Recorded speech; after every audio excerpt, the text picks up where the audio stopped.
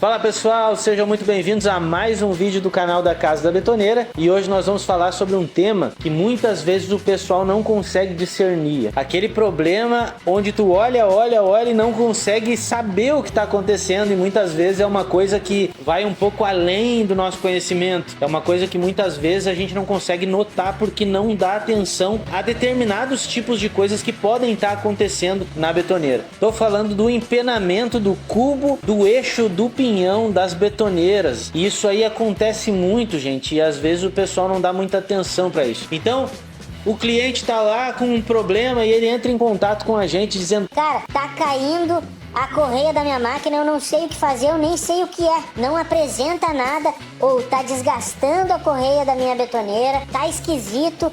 Como existe aí clientes que chegam para nós, por exemplo, com máquinas novas, que foi o caso, né, Gu, dessa semana aí, que a gente gravou ali. Inclusive, vocês vão ver alguns vídeos dessa máquina, e às vezes a máquina vem nova com esse determinado problema. E quando tu consegue fazer essa análise, tu vai ver que isso faz todo sentido, mas geralmente o pessoal não pensa muito nisso. Quando eu tô falando de betoneiro, eu tô falando da linha de 400 litros, 250 litros, tá, gente? Aquelas máquinas que tem ali um setor que é tocado por um pinhão do volante, que toca aí e faz o basculamento da máquina. No basculante ali ela acaba descendo, descarregando a máquina ali, e esse basculante ele tem um cubo na parte de trás onde tem um mancal, e esse mancal ele fica fixo lá no quadro, e esse basculante tem um cubo que passa por dentro desse mancal, e no final das contas ele pode ter justamente nesse cubo traseiro, que é o cubo do pinhão, ele pode ter um descentramento com relação ao eixo frontal desse basculante, e esse descentramento ele vai proporcionar um volteio da polia, que é o vídeo que vocês estão vendo. Um volteio, uma volta da polia, um jogo da polia para um lado e para outro, em que tu olha a polia na lateral e tu vai ver a polia dançando ali.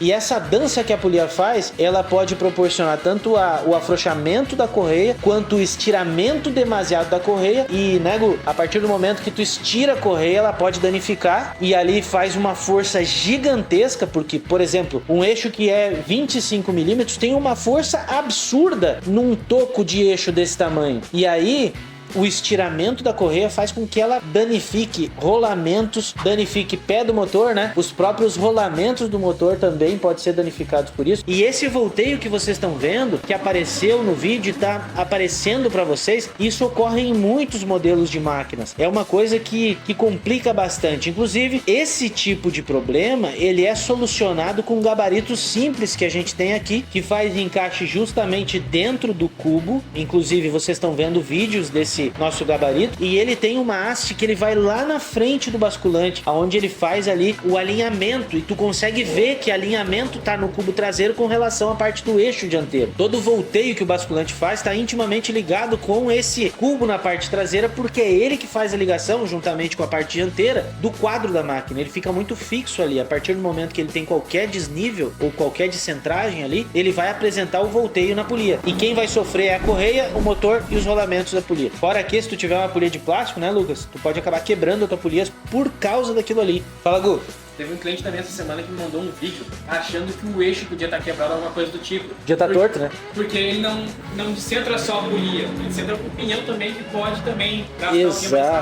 Exatamente. Muito boa essa tua colocação, Gu. Quando a gente fala do cubo, a gente fala de um descentramento para qualquer lado. E a partir do descentramento, ele vai afetar tanto a polia na parte de trás, quanto a parte do pinhão na frente, como o Gustavo falou. Então, o desencaixe da cremalheira, dos dentes da cremalheira ali pode acontecer. E isso pode acontecer nas betoneiras pequenas. Na realidade, esse tipo de problema acontece muito nas betoneiras pequenas, nem é tanto nas grandes. Existem modelos de grande que tem esse problema, existem vários, mas acontece muito mais nas pequenas do que nas grandes. E a partir do momento que tu tem uma bucha que tu encaixa naquele cubo e tu bota um varão, como vocês estão vendo, um tubo por dentro daquelas buchas ali, e tu consegue lançar aquele tubo até o ponto dele chegar na parte da frente do basculante lá, tu consegue ver um descentramento de muitas vezes de 30 milímetros, às vezes mais. Se a máquina caiu, tu vai ver uma diferença muito grande ali. Então, essa é a diferença para ela jogar a correia para fora, por exemplo, expurgar a correia da polia, ou até começar a interferir no próprio desgaste da própria correia. Isso é muito importante, gente, por quê? Porque teve uma máquina aqui há pouco tempo atrás, inclusive vocês viram vídeos nesse vídeo sobre essa máquina, que o cliente disse que queria que trocasse a polia do motor, mas a polia do motor estava intacta, estava perfeita. Só que aí a gente descobriu o problema, que era esse que eu tô explicando para vocês. E muitas vezes o cliente vai gastar 100, 120 reais e aquilo ali não vai solucionar o problema, porque o problema é outro. Aquilo ali é só um reflexo de um outro tipo de problema. E aí tu junta mais algumas coisas, por exemplo, que pode ter ali, né, Gu? Pode ter um descentramento daquela parte do basculante. Aí pode ter um desalinhamento de motor. Aí no caso dessa betoneira, ela tinha uma polia praticamente nova, então na base, em cima da polia, ela tinha praticamente um fio, um ângulo muito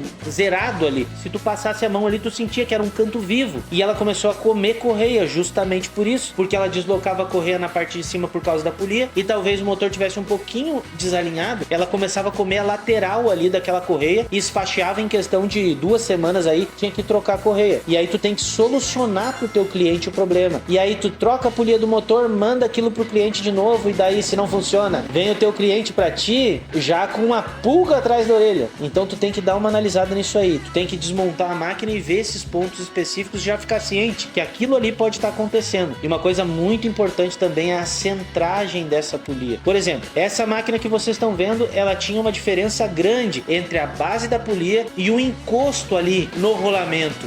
E aí, nessa parte ali, geralmente tinha uma arruela entre a polia e a parte do encosto do rolamento. E mesmo com essa arruela, não existia ali esse contato. É muito importante nesse modelo da Horba que vocês estão vendo, ela ter ali um calço, porque o eixo é todo liso. Então ele caminha para um lado e para o outro. E não ter um escoro para a parte da polia pode resultar aí em um determinado desgaste e o eixo começar a andar dentro do rolamento. Isso influencia no tempo de vida útil da betoneira. Então vocês podem ver nesse vídeo que tem uma arruela ali de encosto, que a parte de trás da polia vai e encosta nessa arruela, que por sua vez encosta no rolamento e dá ali a pressão exata para ela não precisar caminhar para um lado e para o outro, ela ficar firme no lugar. Lembrando que essa polia tem originalmente, né, Lucas, uns parafusos ali, ela vem só com os parafusos. A questão toda é, se ela vem só com os parafusos, ela vai afrouxar. Quando vocês virem esse tipo de polia numa betoneira só com o parafuso, sem uma contraporca, vocês podem ter certeza que aquilo ali vai afrouxar. Então, foi posto nessa polia também os parafusos mais longos,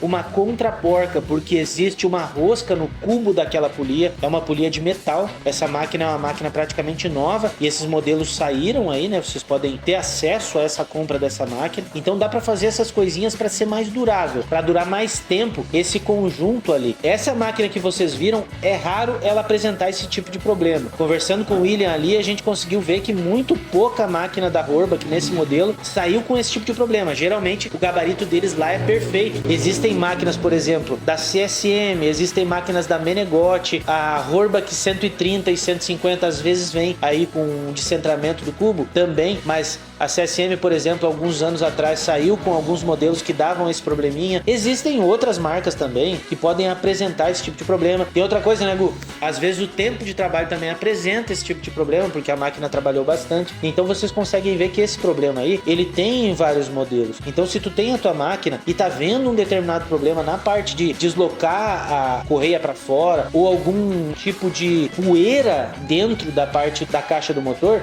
a primeira coisa que tu tem que ver é se a polia motora não está desgastada. Se ela não estiver desgastada, é bem possível que ela tenha aí uma cambagem diferente ali, um descentramento dessa parte do cubo. Fala, Lu.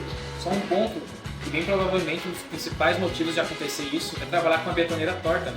E também um dos principais pontos é o sobrepeso. O pessoal bota muito material dentro da betoneira e ocasiona aí esse descentramento, né? Descentramento. Exatamente. Essa questão do sobrepeso, a questão que é muito corriqueiro nosso aqui, a questão que tu tinha falado de deixar a máquina, trabalhar com a máquina num lugar onde ela tá fora de ângulo de trabalho, não tá no lugar plano. A questão aí que é o sobrepeso da máquina. Tu tá trabalhando lá com a máquina, por exemplo, como a gente viu esses dias, né? A máquina virada, em vez de trabalhar em ângulo de trabalho, ela tá virada um palmo para cima do ângulo de trabalho. Se a máquina no ângulo de trabalho, na linha de 400 litros, ela tá com 780 quilos dentro, fora do ângulo de trabalho, fazendo concreto, que é o que a maioria do pessoal faz, levanta a betoneira para trabalhar com mais concreto dentro, para botar um saco de cimento para dentro. Vocês imaginam quanto peso essa máquina tem na parte do tambor? Eu não sei. Na realidade, não sei como é que essas máquinas aguentam, porque eu já vi tanta coisa em vídeo de clientes que trazem aí pra nós, os vídeos que o pessoal manda das betoneiras, e no fim das contas, quando tu tira ela de ângulo, tu proporciona mais produto dentro, mais espaço de produto dentro. Mas é óbvio que quando tu levanta mais e coloca ela em um ângulo onde tu proporciona mais espaço na parte interna, tu vai proporcionar muito mais peso. Então tu tem que ter aquele ângulo correto, que é o ângulo num determinado padrão ali, para que não transforme esses 800 quilos, 780 quilos, lembrando que o litro do concreto é 2,4 quilos, esse peso excessivo faz com que aquilo ali se movimente. E essa questão de colocar a máquina no lugar que está desnivelado também. Espero ter ajudado a cada um de vocês com mais esse vídeo e a gente se vê no próximo vídeo.